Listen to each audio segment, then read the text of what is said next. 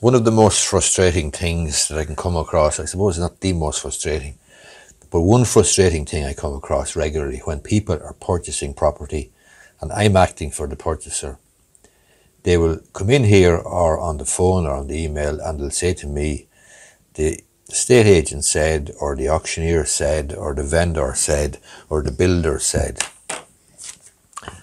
And I have great difficulty explaining to them that you cannot rely on what the builder said, or what the vendor said, or what the estate agent said. Because if it's not in the contract, it doesn't exist, quite frankly. You need to operate on that basis. And the reason for that is because there's a special condition in most contracts for the sale of second-hand property, and indeed new property in Ireland, but certainly for second-hand property.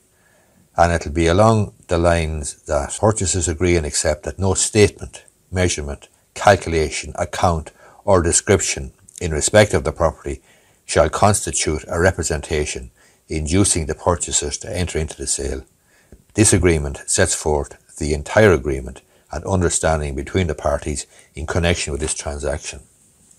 In other words, this special condition in this contract shuts off all of the other stuff that you might have been told by the vendor, by the builder, by whoever. You need to be clear on that.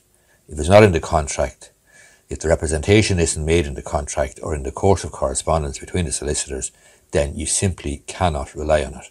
Now, it may turn out to be true, but it may not. And if it doesn't, then you cannot really pursue it, because this comprises the agreement between the parties, between purchaser and seller, and comprises the entire agreement. And it essentially contains a disclaimer about any statements or representations that were made to you prior to the contract being entered into.